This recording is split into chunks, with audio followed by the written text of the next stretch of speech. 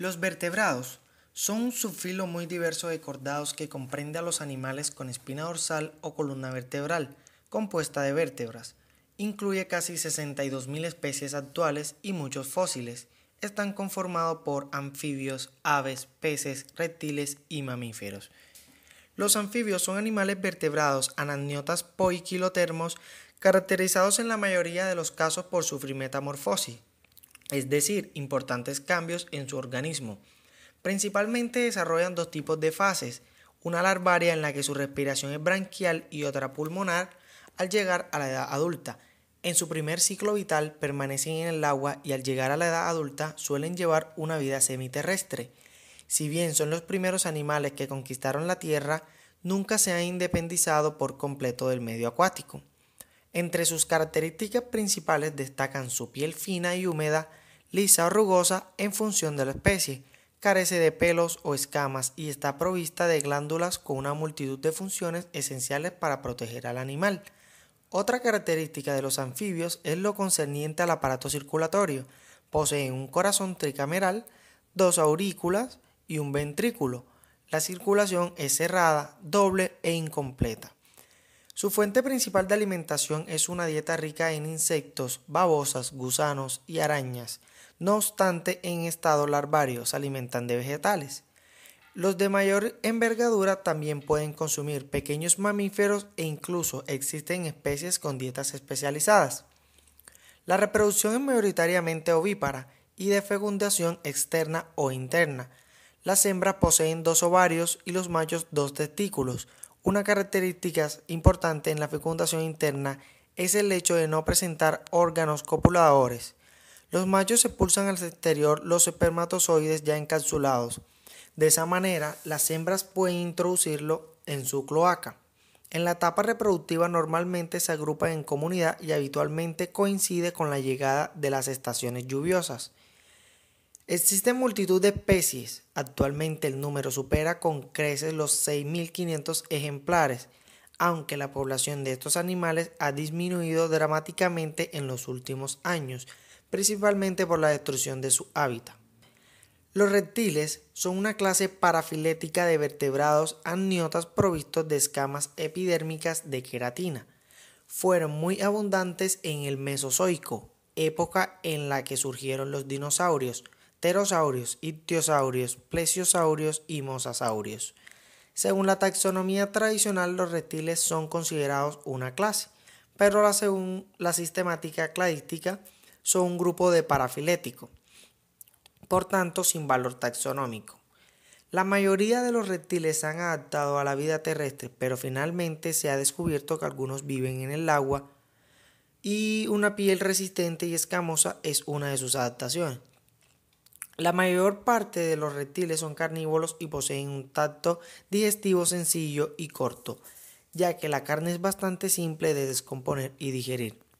La digestión es más lenta que en los mamíferos, lo que refleja su lento metabolismo durante el reposo y su incapacidad para dividir y masticar sus elementos. Los pulmones de los reptiles son esponjosos y tienen mayor superficie para intercambio de gases que los anfibios. Esto es debido a que la mayoría de los reptiles no pueden intercambiar gases a través de la piel, como lo hacen la mayoría de los anfibios de piel húmeda. Todos los reptiles se producen fecundación interna, el macho deposita su esperma en el interior del cuerpo de la hembra. Casi todos los reptiles machos poseen un órgano semejante al pene que les permite depositar el esperma en el cuerpo de la hembra. Los peces son vertebrados acuáticos que respiran a través de branquias, viven tanto en agua dulce como en agua salada y se calcula que en la actualidad existen más de 21.000 especies. Peces de agua dulce o tropical encontramos a los molis, los platis, grupis, cola de espada, peces gatos, etc. En los peces de agua fría encontramos a los ojos de burbuja, ojos telescópicos, oranda celestial, escama perlada y muchos más.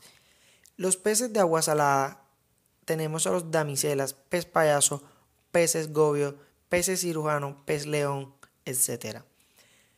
Su clasificación es una superclase que agrupa a los animales con mandíbulas. En ella se incluye a los peces mandibulados concretamente en dos grupos o clases, los cartilaginosos, es decir, aquellos con esqueleto y cartilaginoso. Peces óseos en los que su cuerpo está dotado de esqueleto óseo. En función de la alimentación que consumen, podemos realizar una clasificación de acuerdo con los siguientes grupos. Carnívoros se alimentan de otros peces. Estos vertebrados acuáticos disponen de un aparato digestivo corto y un estómago bastante grande.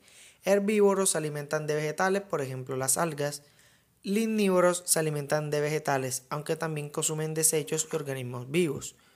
Los omnívoros prácticamente consumen todo lo que pueden capturar, tanto alimentos vivos como vegetales. La reproducción es variable en función del tipo de pez. Existen 3 clases que ya son vivíparos, ovíparos y ovovíparos. Los mamíferos son una clase de vertebrados amniotas o meoternos, o sea, de sangre caliente, que poseen glándulas mamarias productoras de leche, con las que se alimentan a las crías. La mayoría son vivíparos, con la notable excepción de los monotremas, que son los ornitorrincos y las equidnas. Se trata de un taxón monofilético, es decir, todos descienden de un antepasado común que se remonta probablemente a finales del Triásico, hace más de 200 millones de años. Las aves son un grupo de vertebrados especializados en el vuelo. Con el nombre de aves se designa a los animales vertebrados que tienen sus cuerpos cubiertos por un plumaje, a diferencia de los mamíferos que tienen pelo.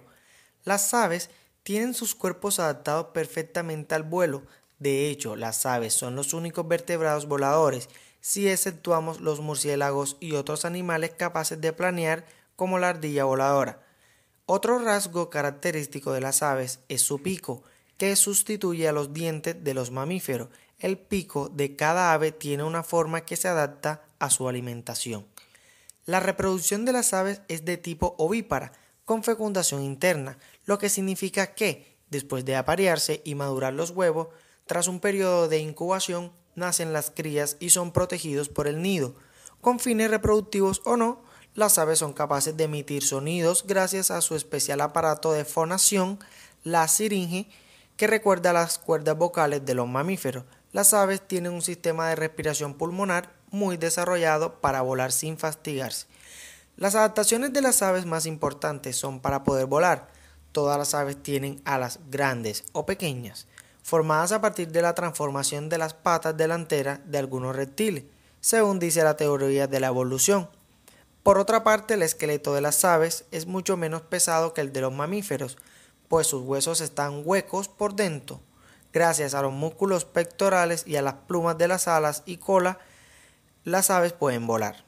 Los músculos pectorales de las aves son muy fuertes para poder batir las alas con gran fuerza. Además de tener plumas y ser animales voladores, las aves se caracterizan fundamentalmente por poseer una piel recubierta de plumas y desprovista de glándulas sudoríparas y sebáceas. A diferencia de los mamíferos, en lugar de sudar, las aves jadean. Tener unas alas con estructura idéntica, sean voladoras o no. Poseer pico córneo sin dientes, cuerpo aerodinámico adaptado al vuelo, extremidades anteriores transformadas en alas para el vuelo.